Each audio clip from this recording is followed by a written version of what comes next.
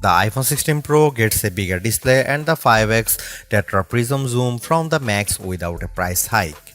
Add in promising Apple Intelligence features, a smarter Siri, and longer battery life, and this is a compelling flagship phone value. I just wish the charging speed got a boost and that visual intelligence and ChatGPT weren't coming later.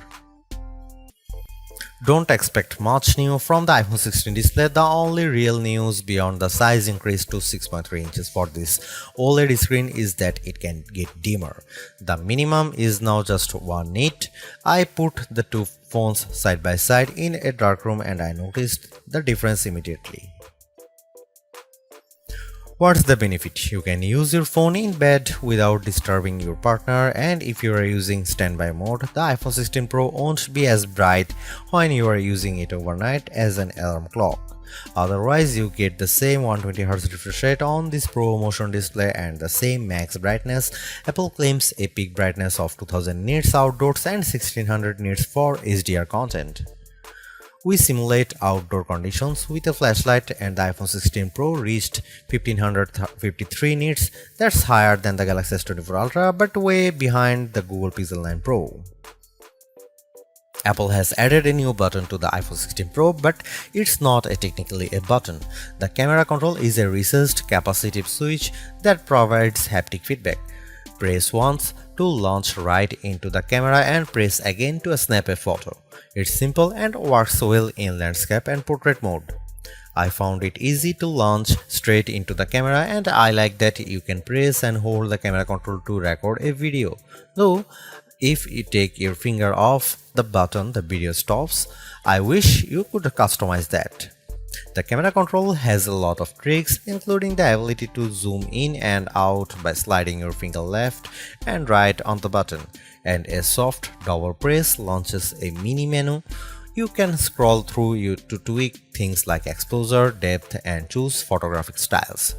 There's a learning curve to camera control, but I'm glad that it's an option. Plus, this frees up the action button on the left side of the iPhone 16 Pro for programming other shortcuts. The iPhone 16 Pro has a few key upgrades that I appreciated during my testing. There's a sharper 48MP ultra-wide camera, a faster 48MP main fusion camera with zero shutter lag, and the 5x tetra prism zoom borrowed from the Pro Max series.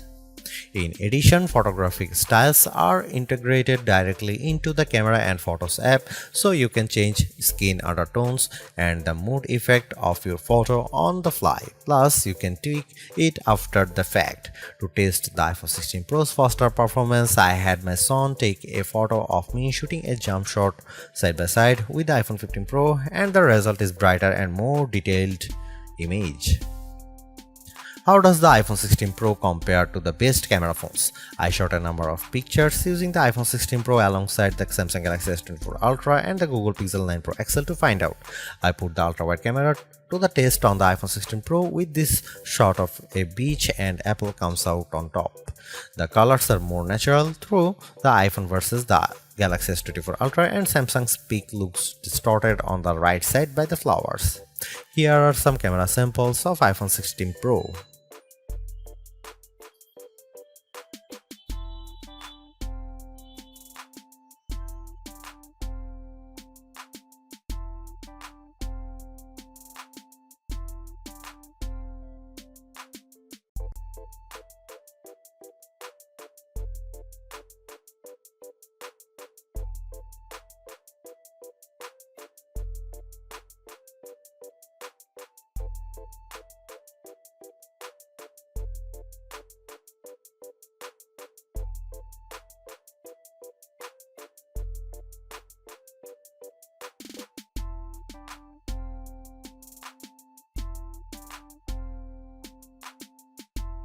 Hey Siri, are you smart yet?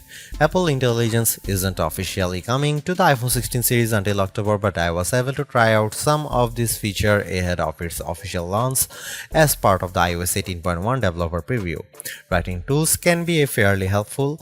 I used it to summarize a long note in the Apple Notes app and it came up with a useful summary.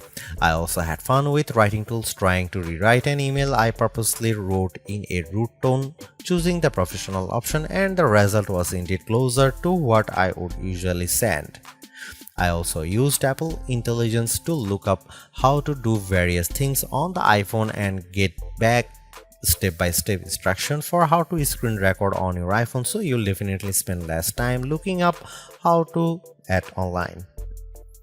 On the Photos front, my favorite Apple Intelligence feature is Memory Movie. You can give the Photos app a prompt like a beach memories through the years with an upbeat soundtrack, and you will see the AI go to work sifting through all your photos and videos, and the end result was pretty satisfying, fittingly ending with a sunset peak.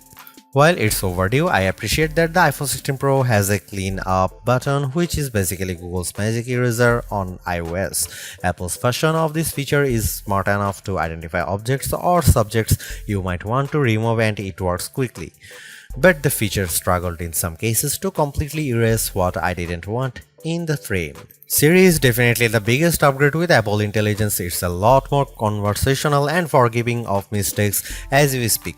For example, I was able to correct a timer from 10 minutes to 5 minutes on the fly and Siri got it right. The new Siri in Apple Intelligence is also better with follow-up questions. For example, I could ask about the weather today and then say, how about the rest of the week? And I got an extended forecast. Siri was also smart enough to answer who do the Yankees play next and what are the odds in succession, though it couldn't tell me who the starting pitcher was. I got several links instead. Another plus is that you can talk to Siri just by typing. You tap the bottom of the iPhone 16 Pro to enter your query, which comes in handy when you can't talk. Siri is definitely getting better, but it doesn't have that wow factor that you will experience with Gemini Live Voice or GPT-40 Voice, where it feels like you are having a real conversation with a chatbot. The iPhone 16 Pro packs Apple's new A18 Pro chip built on 2nd generation 3nm tech as well as 8GB of RAM. Based on our testing, it is indeed the fastest chip around, but not on every test. When I played Resident Evil Village, I was scared as I made my way down a snowy path and stumbled upon some dead birds. The graphics are console grade. I also got to play the Infinity Nikki game, which was in beta, and the lighting and water effects were very impressive. On Geekbench, which measures overall performance, the iPhone 16 Pro is 50% faster than the Galaxy S24 Ultra's Snapdragon 8 Gen 3 chip on single core and 15% higher on multi-core performance. The Pixel 9 Pro series is well behind. To test video editing performance, we use Adobe Premiere Rush and time how long it takes to transcode a 4K clip to 1080p. The new iPhone 16 Pro needed just 21 seconds, which is twice as fast as the S24 Ultra. On the graphics front, the iPhone 16 Pro features a 6-core GPU compared to 5 cores for the regular iPhone 16 models. Apple says you should get 20% faster performance than the iPhone 15 Pro. On the 3D Mark Solar Bay graphics test, which has support for ray tracing, the iPhone 16 Pro was 22% faster than the iPhone 15 Pro. However, that's still 18% behind the Galaxy S24 Ultra, which also delivered higher frame rates on the test. The iPhone 16 Pro Max features a new internal design with a graphite-clad aluminum substructure that's supposed to result in 20% better sustained performance. To test this claim, we ran the 3D Mark Wildlife stress test for 20 minutes. The iPhone 16 Pro turned in a stability score of 66%. It hit a higher overall loop score than iPhone 16 Pro Max but had a bigger drop-off. The Galaxy S24 Ultra's score was worse at 60.4%. Interestingly, the iPhone 16 Pro Max turned in a stronger stability score of 84%, which is better than the 75% from the iPhone 15 Pro Max. Overall, the iPhone 16 Pro is arguably the best flagship phone under $1,000. You get the same excellent cameras as the iPhone 16 Pro Max for $200 less, and I think the screen is big enough at 6.3 inches while being easy to use with one hand. I also like the improved battery life, handy camera control, and compelling audio mix feature for videos. The Apple Intelligence capabilities such as writing tools, the new Siri, and cleanup show promise, but some of the more exciting features like ChatGPT integration, image playground, and the Google Lens like visual intelligence are coming later. In terms of the competition, I think the Galaxy S24 Plus and Google Pixel 9 Pro have more compelling AI features right now, but I prefer the camera system from the iPhone in many cases and the extra performance from its A18 Pro chip. Should you upgrade to the iPhone 16 Pro? If you have an iPhone 13 Pro or older phone, I'd say yes. And if you have an iPhone 14 Pro, I'd say wait to see how well Apple Intelligence works once it fully rolls out before you buy.